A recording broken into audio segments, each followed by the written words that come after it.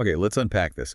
For the better part of a century, it seems like the high-stakes work of policy analysis, whether you're talking about massive infrastructure spending, how we fight climate change, or even something as personal as prescribing a medical treatment, it's all been operating under a fundamental, yet often unspoken illusion.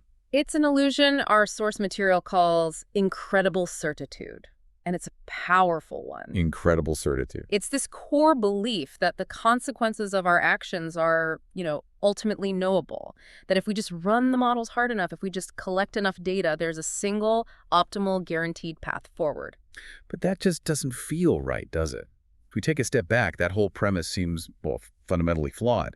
If the actual state of nature, the true environment, how things will actually play out in the world is unknown, then trying to maximize welfare, trying to find that one perfect answer, it's logically impossible. It is impossible, and that's the shift we need to make. We have to acknowledge that the world operates under profound uncertainty, or what's sometimes called deep ambiguity. Right. And so the challenge then shifts. We can't maximize welfare in the traditional sense, but we absolutely must try to find a reasonable way to choose under these circumstances. We have to stop studying planning in these neat deterministic environments we build in a spreadsheet. The clean models. The clean models, exactly.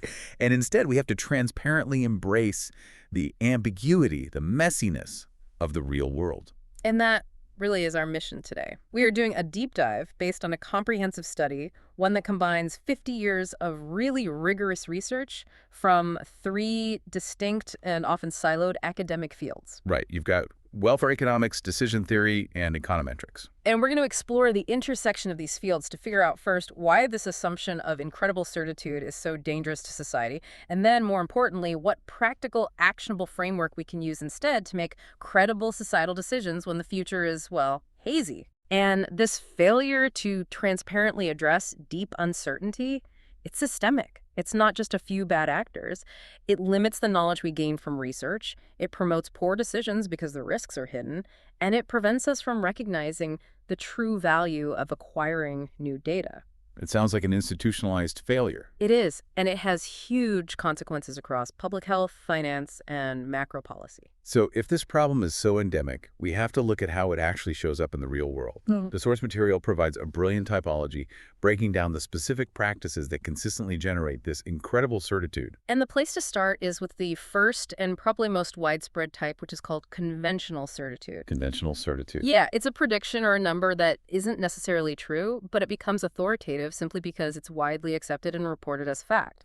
It gets its authority from, sheer conventional acceptance by major institutions, the media, and policymakers. And when we talk about that, the clearest, most high-profile example in the U.S. government has to be the Congressional Budget Office, the CBO, and its scoring. It's the perfect illustration. So under the Congressional Budget Act of 1974, the CBO is mandated to provide point predictions, they call them scores, of the budgetary and sometimes the economic impact of proposed legislation. So think of a massive, complex bill, like healthcare reform or a multi-trillion-dollar infrastructure package. Exactly. And the CBO has to assign a precise number to its cost over the next 10 years. And here's the kicker, right?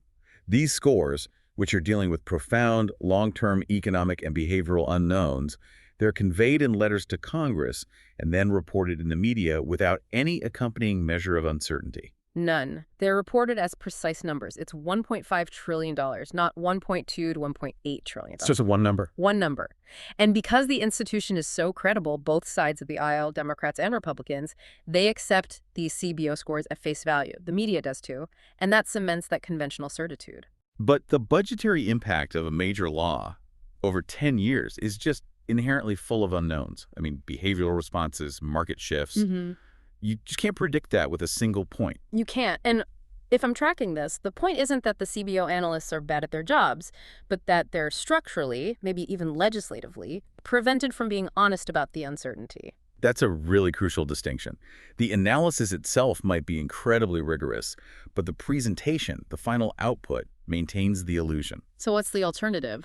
Well, a much more credible approach, and a pretty simple one, would be for the CBO to provide interval forecasts. A low score and a high score. Or even better, a full probabilistic forecast. And this isn't some theoretical fantasy. If you look at central banks around the world, the Bank of England, for example, has for a long time used graphical fan charts to predict GDP growth. And they transparently show the spread of possible outcomes. So it can be done. It's being done. The fact that the CBO sticks to the point estimate is an institutional choice, probably because Congress just prefers a single decisive number to argue about. And this institutional resistance, it goes deeper. It extends to how federal statistical agencies, like the Bureau of Economic Analysis, the BEA reporting GDP, or the BLS reporting unemployment, how they handle their data. They consistently report point estimates, even though the staff, the experts inside those agencies, know full well these numbers suffer from significant measurement errors. We can actually break down those measurement errors into two categories. First, there's what's called transitory uncertainty. Right. And this comes up simply because data collection takes time. Take GDP.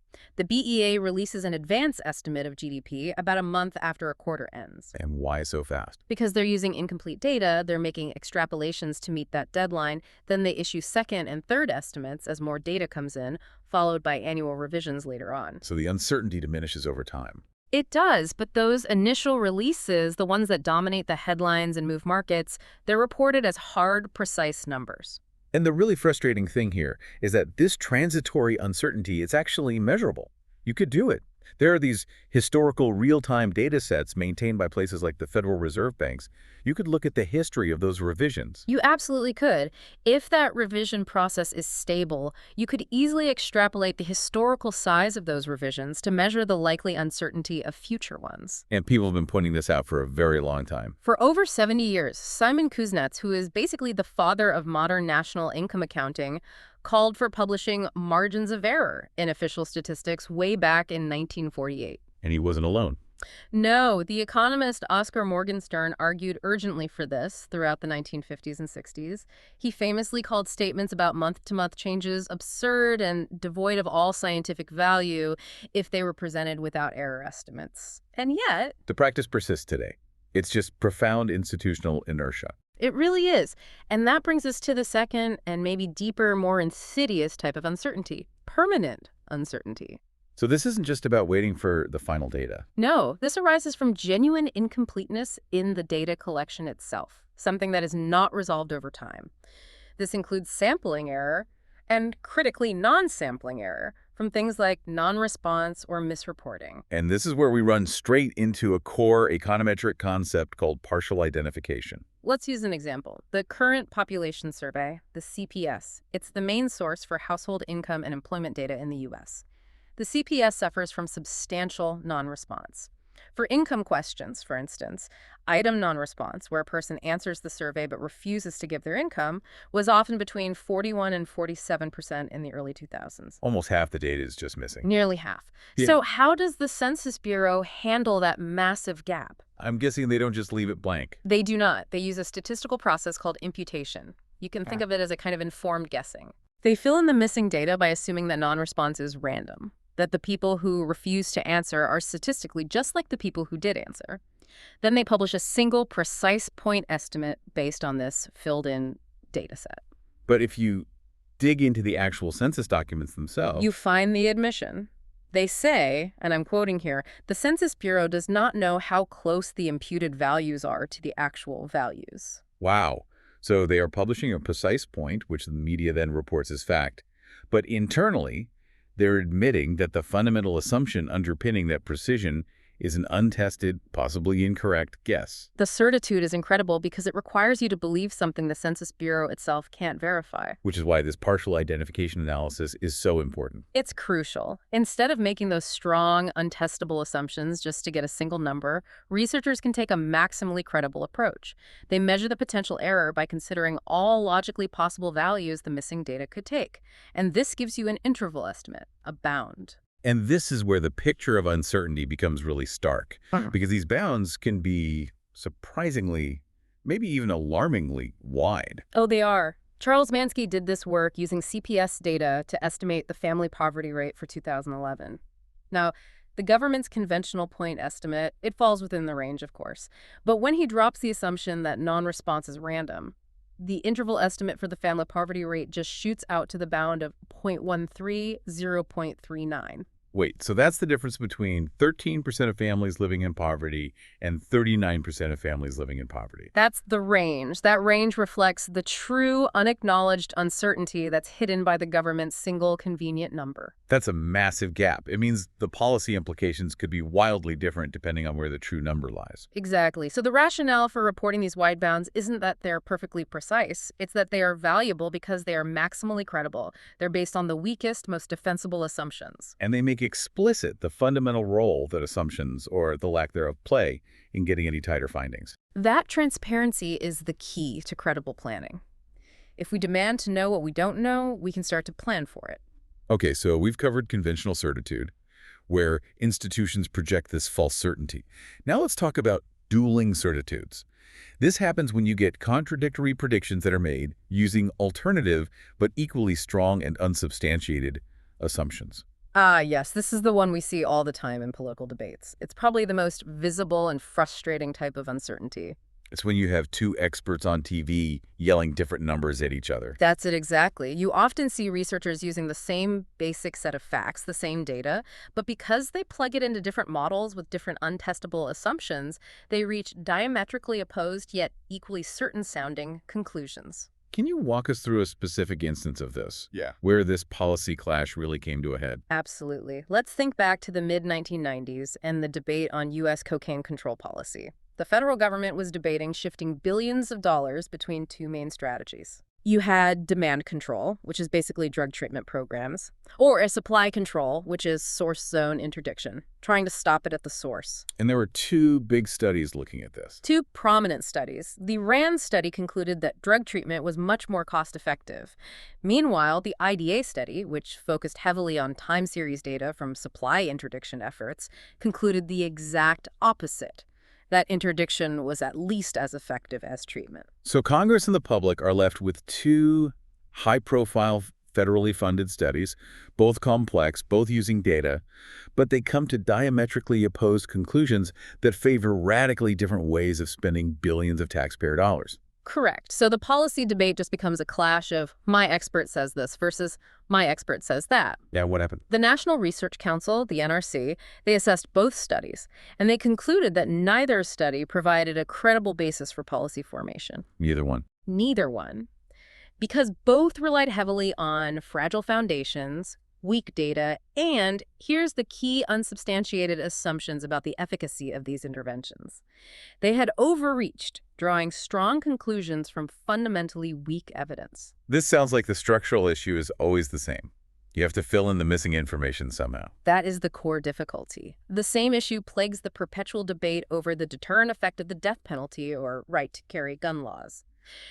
Researchers use the same data, homicide rates, crime stats across states and years, but they reach opposite, certain-sounding conclusions. Because the fundamental problem is that counterfactual outcomes are unobservable. What do you mean by counterfactual? Meaning, we cannot know what would have happened if a certain policy hadn't been enacted. Exactly right. If a state enacts an RTC law, the data shows you the crime rate after the law. But it can never, under any circumstances, reveal what the crime rate would have been without that law. That's the missing piece. That's the crucial missing piece. And to fill in that unobserved counterfactual, researchers rely on different statistical methods and, again, different untestable assumptions. This is how dueling certitudes are manufactured. It's no wonder the public gets exhausted by these debates. It creates the impression that data is useless because you can always find an expert to make it say what you want. And that impression, while frustrating, is rooted in reality. The problem is so pronounced in this area that the NRC formally concluded in a 2012 report that research on capital punishment is not informative about whether capital punishment decreases, increases, or has no effect on homicide rates. Wow. They were basically saying all the existing research is too fragile to be believed. That's what they said. Which means the antidote isn't searching harder for the single correct point estimate. The antidote is to generate bounds under weak, credible assumptions, just like we talked about with GDP and poverty rates. So Mansky and Pepper did this right. They studied the deterrent effect of capital punishment using these weaker assumptions. They did. And when they did this, the results didn't provide a tidy answer. Instead, they revealed substantial ambiguity. They found we could not credibly rule out the possibility that the death penalty substantially increases homicide, nor that it substantially decreases it. So the honest answer is we don't know. The honest answer is that the data, under credible assumptions, shows a wide range of possibilities.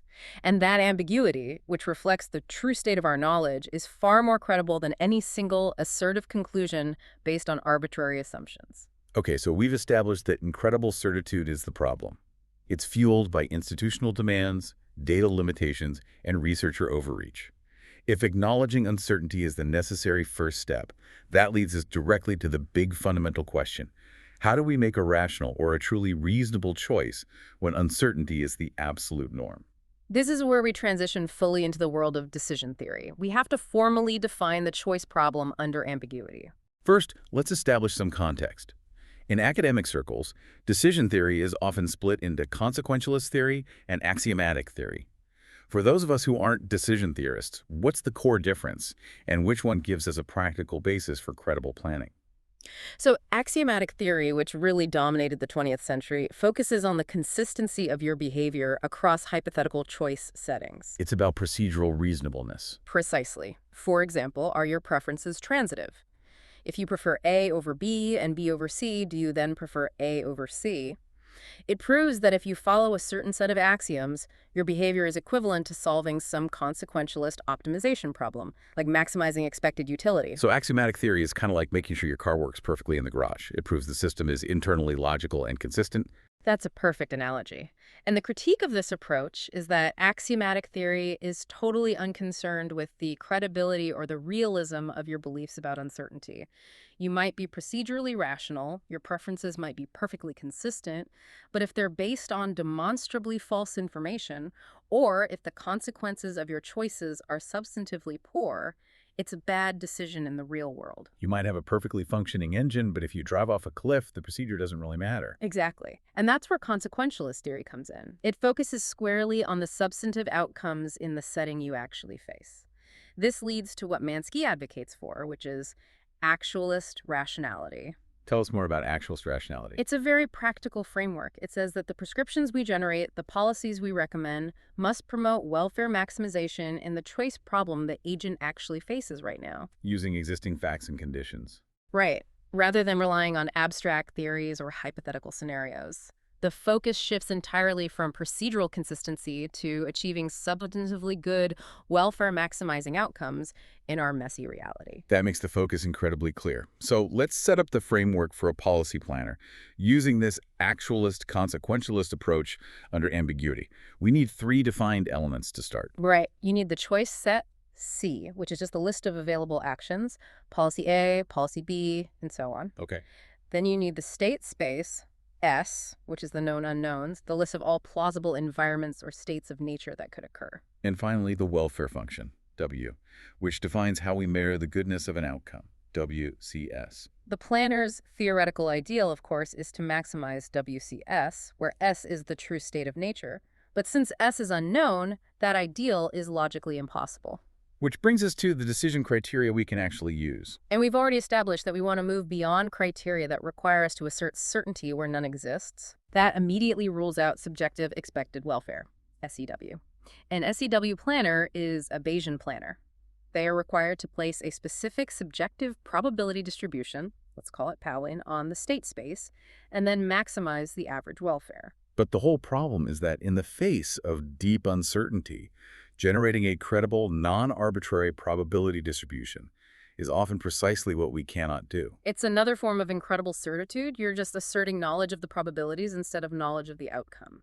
So we turn to criteria that don't require those specific subjective probabilities. The first one is something we sometimes hear about in financial circles, the Maximin criterion. Maximin is the strategy of the ultimate pessimist, or maybe the risk manager who fears catastrophe above all else. It's very simple. You maximize the minimum welfare you can attain across all states of nature. So you assume the absolute worst possible outcome will happen, and you choose the action that makes that worst outcome as good as possible. That's it. It sounds appealingly conservative, but as the source material points out, Maximin is often criticized. Why is that? Because it's ultra-pessimistic. It focuses entirely on the single worst possible outcome, and it ignores the likelihood of all other potentially much better outcomes. This can lead to absurd or overly risk-averse conclusions. Likewise. We'll see later how it can sometimes prescribe ignoring available sample data from a randomized trial entirely just because The worst-case scenario slightly favor doing nothing. We need something more balanced. Which brings us to the third criterion, and the one advocated by this line of research. Minimax regret, MMR. MMR is far more nuanced. It seeks to minimize the maximum regret. But first, we have to define regret. Okay. Regret is not the absolute welfare loss. It's the loss relative to the best achievable welfare in a given state. So if states occurs and the best policy would have given you optimal, but your chosen policy gives you chosen, the regret is simply optimal chosen. So MMR measures how far your action falls from the perfect choice if a specific state occurs. And you then choose the action that minimizes that maximum distance, that maximum mistake across the entire state space. Exactly. You could think of it as the strategy of the practical insurance planner. Maximin asks, what's the worst possible absolute outcome I could experience? MMR asks, what's the worst mistake I could possibly make relative to what I should have done in hindsight? That difference is critical. It is. MMR measures uniform nearness to optimality. It avoids the paralyzing pessimism of Maximin while still protecting you against making massive errors. That makes the choice much clearer. Now let's move to one of the most compelling and surprising findings that comes out of using this minimax regret framework. The powerful virtue of diversified treatment. The main case study here is called treating expox. This is a beautiful thought experiment. It really illustrates the dramatic failure of the Bayesian SEW approach when it's faced with deep uncertainty. So imagine a population of 100 people, all susceptible to a deadly, rapidly progressing disease called expox. Okay. There are two potential treatments, A and B, and the key is that we have extreme ambiguity about the disease mechanism. What does that ambiguity look like in this case? There are two possible states of nature, S1 and S2. In S1, treatment A is 100% effective and B is useless. In S2, treatment B is 100% effective and A is useless. The planner knows these are the only two states, but has no idea which state is the true one for the population right now. A truly high-stakes, all-or-nothing situation. Completely. Now, if a Bayesian planner, the one using subjective expected welfare, is forced to choose, they must assert a subjective probability S1, S2, let's say 51%. They believe A is just slightly more likely to work. So what do? They will then choose a singleton choice. They will assign everyone, all 100 people, to treatment A. So if they're right, everyone lives. If they're wrong, everyone dies. Precisely. The outcome after the fact is either 100% survival or 0% survival. It's a massive gamble that can lead to a gross error if the wrong guess was made. The maximum regret in this scenario is 100% loss of life. That's the high-stakes gamble SEW planning forces you into. Okay, so now compare that to the minimax regret MMR planner. The MMR planner says, I will not make an arbitrary guess about PLA. I need to minimize my maximum regret. The criterion prescribes a fractional diversified allocation. Meaning you assign exactly half the population, 50 people to treatment A and the other half to treatment B. And what's the outcome of that strategy? Regardless of whether S1 or S2 is the true state of nature, this policy definitely achieves a 50% survival rate. If S1 is true, the A group lives. If S2 is true, the B group lives. The outcome is a guaranteed 50% survival. Guaranteed. The maximum regret is minimized because the worst possible survival rate you can get is 50%, whereas the singleton choice carried the risk of 0%. The maximum error you can make is letting 50% of the population die compared to a potential 100% death rate with the other policy. That is incredibly compelling. So in the face of radical uncertainty, the most rational choice isn't to commit fully to what you guess is the best path. It's to strategically hedge your bets and diversify your risk across the entire population. You trade the chance of perfection for the guarantee of a reasonable outcome. And this finding immediately sparks some serious ethical discussion, doesn't it? Specifically regarding the principle of equal treatment of equals. It does. If two people are observationally identical, same disease, same symptoms, same everything, should they receive different treatments? Assigning 50% to A and 50% to B for people who look the same violates this principle. It violates our intuitive sense of fairness that everyone should get the best treatment. But here, the source argues that the policy variation itself actually yields a benefit. It absolutely does. The variation provides the benefit of diversification, which limits the gross error for the population as a whole. You're maximizing the minimum survival rate for the whole group. And it goes beyond that, right? This extends to something called adaptive diversification. Yes.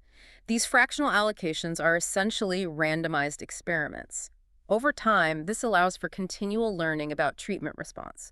So you reduce the maximum cost of regret for the current population while also generating crucial new information for future policy. It's risk management and research all rolled into one. This moves us seamlessly from abstract theory into applied fields. Let's look at how this uncertainty framework changes fields like medicine and public health, especially when data is limited.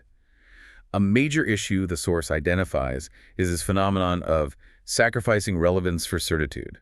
This is the classic drunk looking for his keys under the lamppost situation. Right. The drunk lost his keys somewhere in the dark park, but he's looking for them under the lamppost because that's where the light is.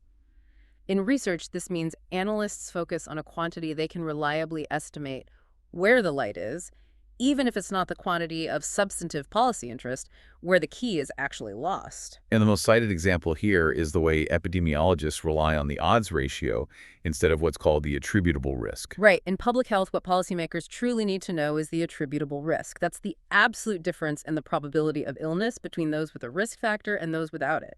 This tells you the actual number of cases you could prevent by removing that risk factor. That is the key measure of public health impact. So why don't they just estimate that? Because the standard methodology for studying rare diseases, these retrospective case control studies, cannot credibly point estimate attributable risk. The way the data is sampled, by looking backward at who got sick and who didn't, it doesn't allow for a direct estimate of the baseline probability of the illness in the whole population. So instead they estimate the odds ratio. Exactly. The odds ratio, the ratio of the odds of illness among the exposed versus the unexposed, can be point identified with this kind of data. But here's the problem. The odds ratio alone is highly uninformative about the actual health impact. How so? You could have two scenarios with the exact same relative risk, say 1.5. But in one case, the attributable risk is a substantial 4%, and in the other, it's a minuscule 0.00004%. If you're a public health planner allocating resources, those are completely different policy problems. So the odds ratio is the light, and the attributable risk is the key. They estimate the odds ratio, and then they have to make this huge leap of faith to try to make it relevant. They do. They invoke the rare disease assumption that the probability of illness is near zero to claim that the odds ratio approximates the relative risk. By estimating a statistically robust odds ratio and then using this untestable assumption, they sacrifice true policy relevance for the statistical comfort of a point estimate. It's achieving certitude by changing the question. This issue of ignoring relevance is closely related to the sacred cow of modern medical research. The randomized clinical trial, or RCT. RCTs are constantly called the gold standard for internal validity, but the source suggests that using them to inform real-world clinical practice involves a lot of wishful extrapolation. It absolutely does. An RCT, when done well, has high internal validity. That means it accurately measures the treatment effect within the specific trial population under the specific highly controlled trial conditions. But trying to apply those findings to the larger heterogeneous patient population where conditions are different requires untenable assumptions about external validity. That's wishful extrapolation. Can you give us an example of how the trial setting is just fundamentally different from clinical reality? Let's talk about blinding. The trials are often double-blinded. Neither the patient nor the clinician knows who's getting what. This reveals the physiological response where both parties are completely uncertain. But clinical treatment in the real world is not double-blinded. The clinician knows the drug, and so does the patient, especially once they start experiencing side effects. And that knowledge is crucial. A clinician treating a real patient knows the drug. They can modify the treatment plan based on subtle judgment, patient history, observed reactions, things that are strictly prohibited in the trial protocol. So the trial reveals a response under one very specific setting. Yes, and it doesn't reveal the response where information about the drug is known and acted upon by both the doctor and the patient. Making that leap from the controlled trial to the dynamic complexity of clinical practice is wishful extrapolation. And even the conventional analysis of trials, using standard hypothesis testing, is fundamentally flawed when we need to make substantive treatment choices for real patients. It is deeply unsatisfactory for policy decisions. First off, hypothesis testing relies on arbitrarily asymmetric error probabilities. Think about it. They conventionally fix the type I error, the false positive, rejecting a true null hypothesis at 5%. Right, the p-value. A p-value. But the top 2 error, the false negative, failing to reject a false null, is often set much higher, between 10% and 20%. Why should a clinician who's concerned with maximizing patient welfare arbitrarily decide that one type of error is twice or three times more tolerable than the other? There's no theoretical rationale for this. So the choice of the 5% threshold is just convention. It is convention masquerading as scientific rigor. And what's more, hypothesis testing ignores a most important factor: the magnitude of the loss. A 5% chance of a small, negligible error is treated identically to a 5% chance of an error that results in a massive welfare loss, like a patient dying. A clinician should care more about the big errors. Of course. You should tolerate a higher error probability if the welfare difference between two treatments is tiny, but conventional hypothesis testing simply doesn't recognize the magnitude of the regret. And finally, standard hypothesis testing is mathematically limited, isn't it? Yes, it's fundamentally restricted to settings with only two treatments: test drug A versus standard care B. But clinicians in a real hospital often choose among multiple options: drug A, drug B, surgery C, or maybe just surveillance D. The standard framework just breaks down when faced with complex, multi-arm decisions. So if conventional hypothesis testing is so flawed and incomplete, what does Wald's statistical decision theory offer as a superior framework for analyzing trials and making these substantive choices? We have to embrace Wald's statistical decision theory. It moves beyond just testing a null hypothesis. It measures a treatment rule's performance by its expected welfare across all the realizations of the sampling process. And when we use the minimax regret criterion, the MMR, to evaluate treatment rules, We overcome all those flaws we just discussed. Because MMR is explicitly concerned with welfare, it naturally treats type I and type 2 errors symmetrically. It doesn't rely on arbitrary 5% thresholds. And crucially, it directly measures the magnitude of the losses, the regret that these errors produce. It optimizes against the worst-case mistake, factoring in the real-world welfare implications for the patient. now, for the listener who's running a clinical research lab right now, what are the practical logistical implications of adopting an MMR framework for trial design?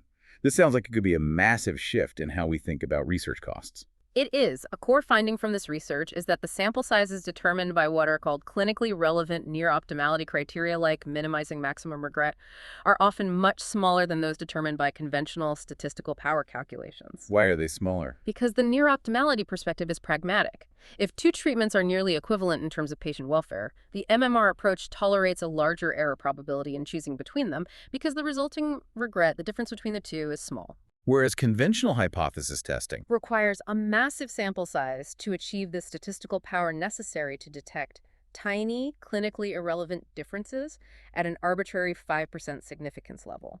This reduction in required sample size lowers the cost of trials substantially, it shortens recruitment time, and it makes it logistically feasible to perform trials that include more treatment arms, solving that multi-treatment problem we just mentioned. we saw a clear example of the pitfalls of conventional hypothesis testing, even in high-stakes, rapidly evolving environments during the COVID-19 pandemic. The early trial evaluating lopinavir-ritonavir treatment for severe COVID-19 is an instructive case of regulatory failure. The study authors concluded, and I quote, "No benefit was observed with lopinavir-ritonavir treatment beyond standard care." And yet, if you actually look at the raw data, the estimated reductions in median time to clinical improvement and in mortality were suggestive. They were trending in the right direction. They were. But the finding of no benefit was reached purely because the estimated treatment effects were not statistically significant. The confidence intervals covered zero. So it showed a deep, almost instinctual deference to standard care. An incredibly high burden of proof on the innovation. And remember, in early 2020, standard care for COVID was itself highly uncertain, rapidly evolving, and often ineffective. Requiring statistical significance in that context lacked credibility, given the high stakes and the profound ambiguity of the disease. So the decision to defer to the status quo was made purely based on an arbitrary 5% significance level, rather than a holistic evaluation of minimizing patient regret. Precisely. A decision based on minimizing maximum regret would have weighed the suggestive benefit against the potential harm and possibly favored the innovation. It would have acknowledged that the regret of prematurely dismissing an effective treatment might be higher than the regret of briefly using one that ultimately proves ineffective, especially when the default standard care is also so uncertain. This highlights that the institutional resistance to the MMR framework is strong. The FDA, for example, after being required by Congress in 2012 to implement a structured risk-benefit assessment framework, Yeah. explicitly rejected formal decision analysis. They rejected it. They argued that fully quantitative approaches involve numerous judgments that are at best debatable and at worst arbitrary, and that using a quantitative model would make the regulators' thinking less transparent.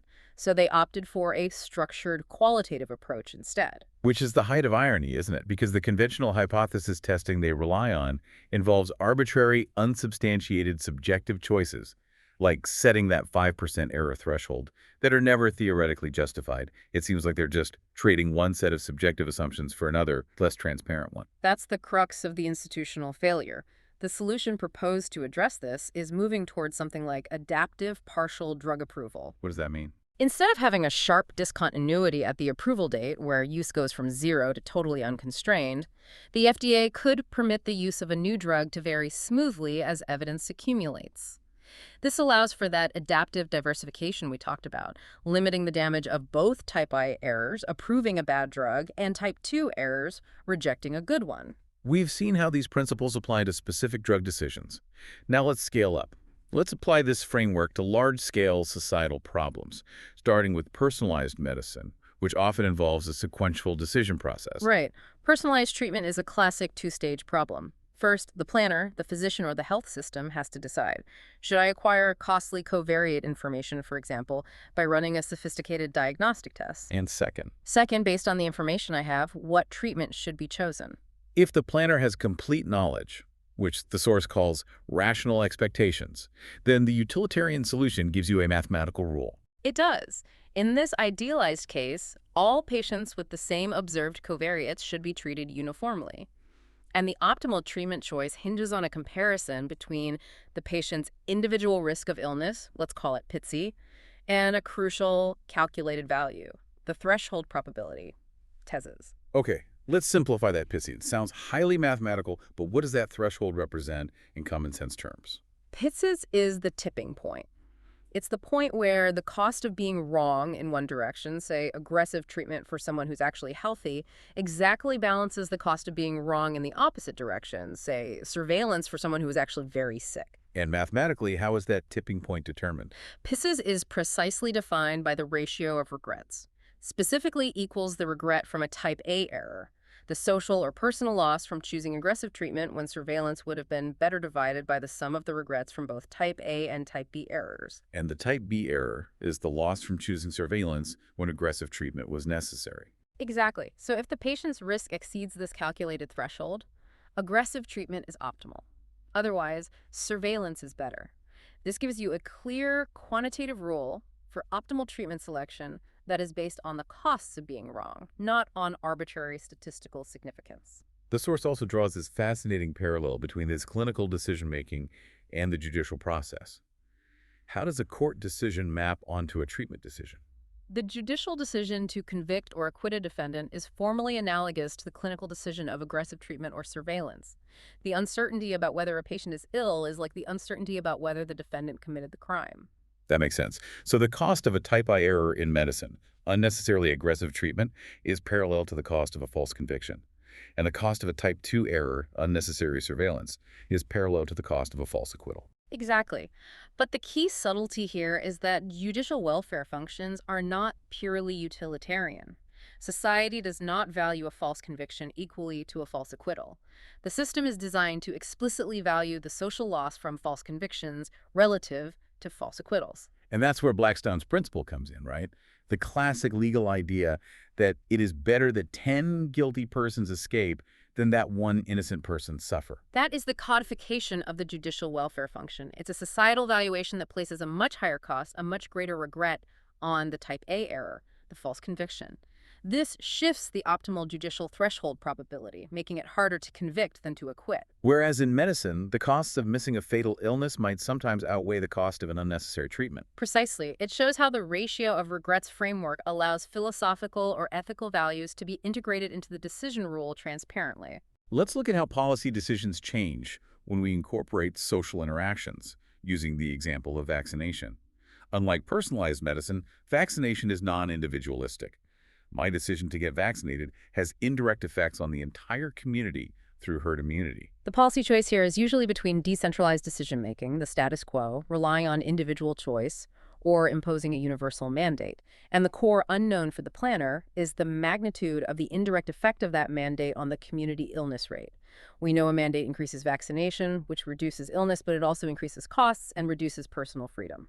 So when the optimality of a mandate is indeterminate, when we don't know the exact effect of the mandate or the magnitude of the social cost, different decision criteria give you radically different results. If the planner minimizes subjective expected cost, the SEW approach, they're back to the impossibility of placing an arbitrary subjective probability on the possible illness rates. If they use the maximum criterion, the ultra-pessimist approach, they assume the worst case, that the mandate has the smallest possible preventative effect, or the highest possible social cost. And that resolves the indeterminacy in favor of, No mandate. which, just like in the Xbox case, defaults to the status quo. It assumes inaction is the safest path, even if the mandate might be optimal. But the minimax regret, MMR criterion, provides a more balanced approach. It compares the two policies, mandate versus no mandate, and chooses the one that minimizes the maximum cost of regret.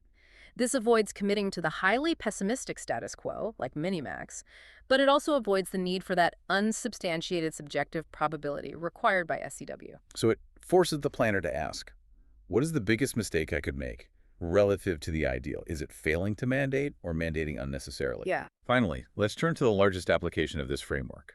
Macro planning, specifically climate policy under deep uncertainty.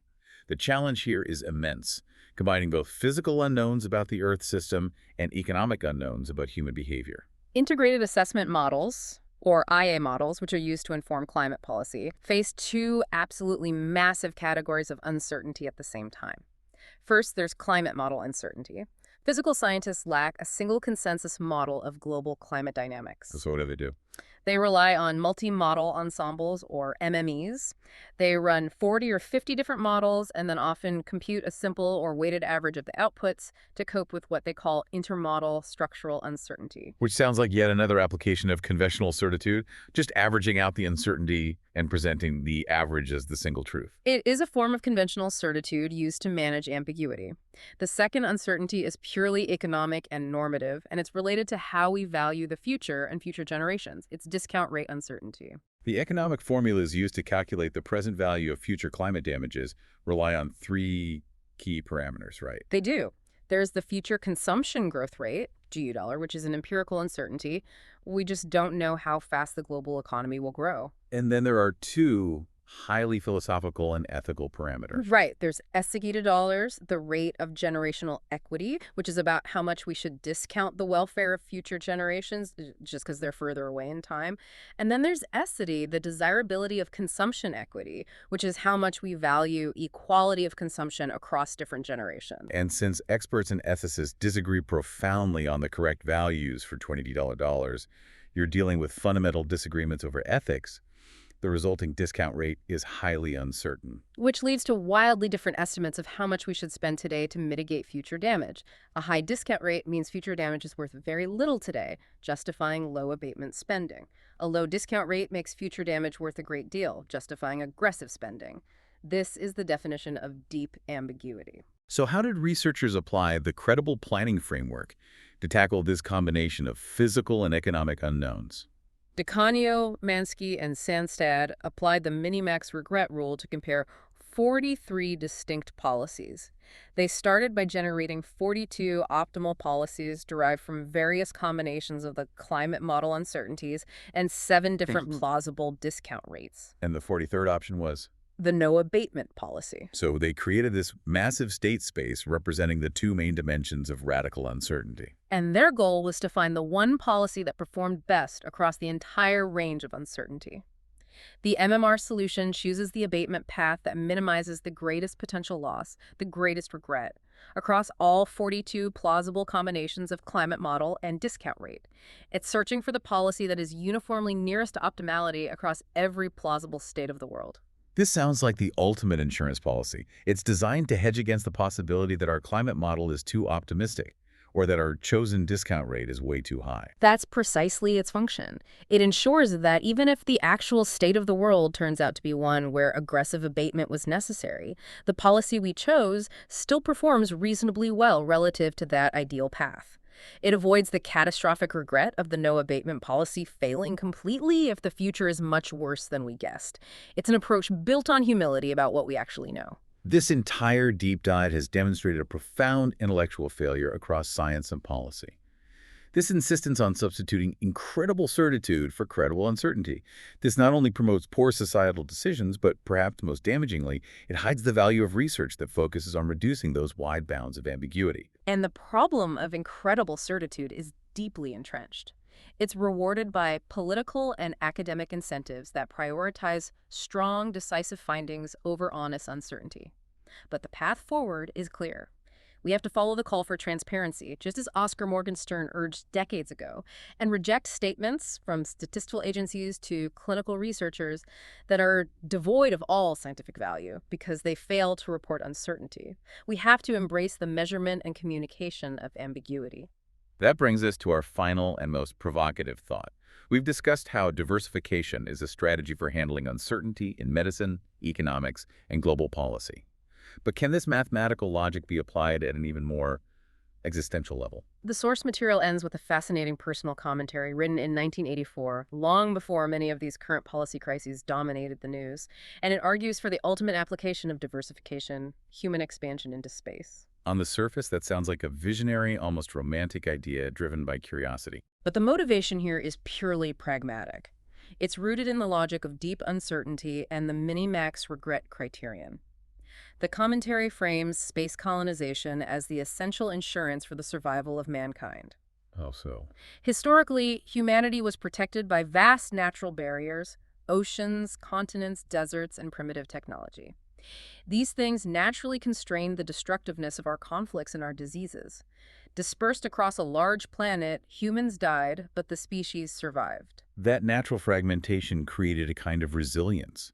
But technology has eroded those barriers. Completely. Technological advances, especially nuclear weapons and hyperglobal integration, have rendered our civilization simultaneously powerful and incredibly fragile. We have effectively integrated into a single world civilization, which means a single, overwhelming, catastrophic failure nuclear war, a genetically engineered global virus, a massive asteroid impact, could lead to universal species-level destruction.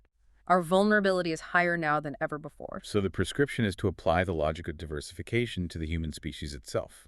The core logic is to disintegrate our civilization through expansion into space, to restore those crucial natural barriers of distance and time.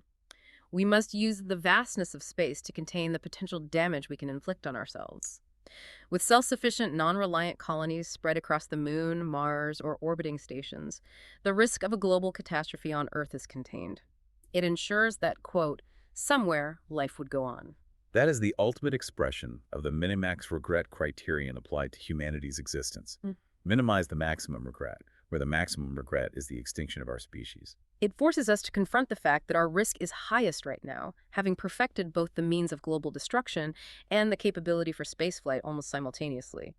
The commentary argues that we need to stop thinking of space exploration as a luxury or a quest for knowledge and start seeing it as a necessary, prudent step for risk management. Coping with deep uncertainty ultimately requires us to challenge our most fundamental assumptions about risk, safety, and the limits of our own existence.